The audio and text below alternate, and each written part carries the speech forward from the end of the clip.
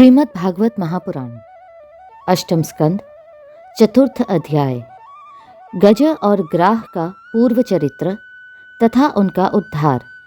श्री सुखदेव जी कहते हैं, परीक्षित, उस समय ब्रह्मा, शंकर आदि देवता, ऋषि और गंधर्व श्री हरि भगवान के इस कर्म की प्रशंसा करने लगे तथा उनके ऊपर फूलों की वर्षा करने लगे।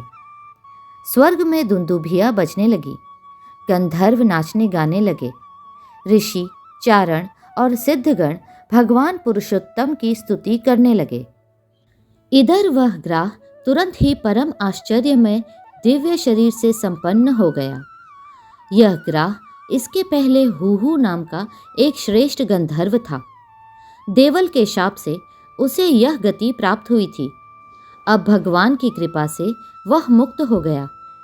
उसने सर्वेश्वर भगवान के चरणों में सिर रखकर प्रणाम किया। इसके बाद वह भगवान के सुयश का गान करने लगा। वास्तव में अविनाशी भगवान ही सर्वश्रेष्ठ कीर्ति से संपन्न है। उन्हीं के गुण और मनोहर लीलाएं गान करने योग्य है। भगवान के कृपापूर्ण स्पर्श से उसके सारे पाप ताप नष्ट हो गए। उसने भगवान की परिक्रमा करके उनके चरणों में प्रणाम किया और सबके देखते देखते अपने लोक की यात्रा की। गजेंद्र भी भगवान का स्पर्श प्राप्त होते ही अज्ञान के बंधन से मुक्त हो गया। उसे भगवान का ही रूप प्राप्त हो गया। वह पीतांबरधारी एवं चतुर्भुज बन गया। गजेंद्र पूर्व जन्म में द्रविड़ देश का पांडव वंशी राजा था। उसका नाम था इंद्रद्युम्न। वह भगवान का एक श्रेष्ठ उपासक एवं अत्यंत यशस्वी था। एक बार राजा इंद्रद्युम्न राजपाट छोड़कर मलय पर्वत पर रहने लगे थे। उन्होंने जटाएं बढ़ा ली, तपस्वी का वेश धारण कर लिया। एक दिन स्नान के बाद पूजा के समय मन को एकाग्र करके एवं मौन व्रती होकर वे सर्वशक्तिमान भगवान की आराधना कर रहे थे। उसी समय दैव योग से परम यशस्वी अगस्त्य मुनि अपनी शिष्य मंडली के साथ वहां आ पहुँचे। उन्होंने देखा कि यह प्रजापालन और गृहस्थोचित अतिथि सेवा आदि धर्म का परित्याग करके तपस्वियों की तरह एकांत में चुपचाप बैठकर उपासना कर रहा है। इसलिए वे राजा इंद्रद्युम्न पर क्रुद्ध हो गए। उन्होंने राजा को यह शाप दिया, इस राजा ने गुरुजनों से शिक्षा नहीं ग्रहण की है, अभिमानवश परोपकार से निवृत्त होकर मनमानी कर रहा है।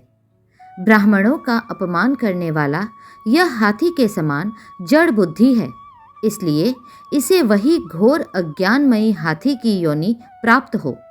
श्री सुखदेव जी कहते हैं, परीक्षित, शाप एवं वरदान देने में समर्थ अगस्त्य ऋषि इस प्रकार शाप देकर अपनी शिष्य मंडली के साथ वहां से चले गए।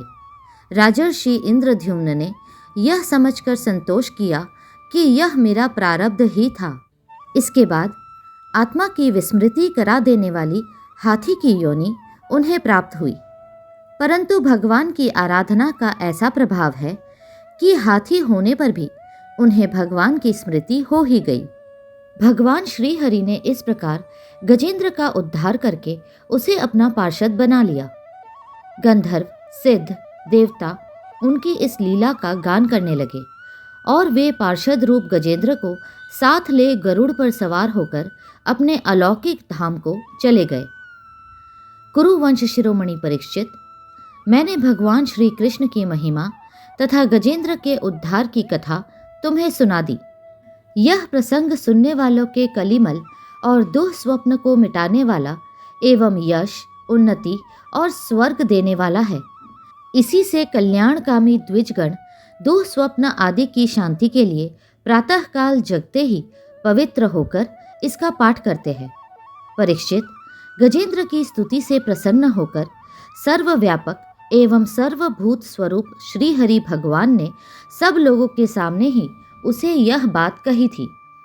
श्री भगवान ने कहा, जो लोग रात के पिछले पहर में उठकर इंद्रिय निग्रह पूर्वक एकाग्र चित्त से मेरा, तेरा तथा इस सरोवर, पर्वत एवं कंदरा, वन, बेंत, कीचक और बांस के झुरमुट, यहाँ के दिव्य वृक्ष तथा पर्वत शिखर, मेरे ब्रह्मा जी और शिव जी के निवास स्थान, मेरे प्यारे धाम श्रीर सागर, प्रकाशमय श्वेतदीप, श्रीवत्स, कौस्तुभमणि, वनमाला, मेरी कौमुद की गदा, सुदर्शन चक्र, पांचजन्य शंख, पक्षीराज गरुड़, मेरे सूक्ष्म कला स्वरूप शेष जी, मेरे आश्रय में रहने वाली लक्ष्मी देवी, ब्रह्मा जी, देवर्षि नारद, शंकर जी तथा भक्तराज प्रहलाद, मत्स्य, कच्छप, वराह आदि अवतारों में किए हुए मेरे अनंत पुण्यमय चरित्र, सूर्य, चंद्रमा, अग्नि,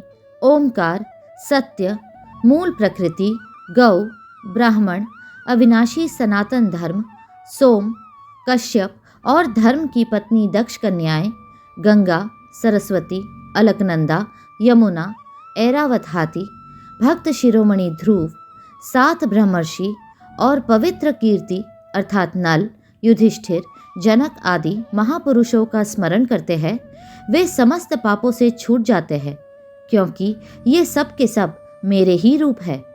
प्यारे गजेंद्र, जो लोग ब्रह्म मुहूर्त में जगकर तुम्हारी की हुई स्तुति से मेरा स्तवन करेंगे, मृत्यु के समय उन्हें मैं निर्मल बुद्धि का दान करूंगा।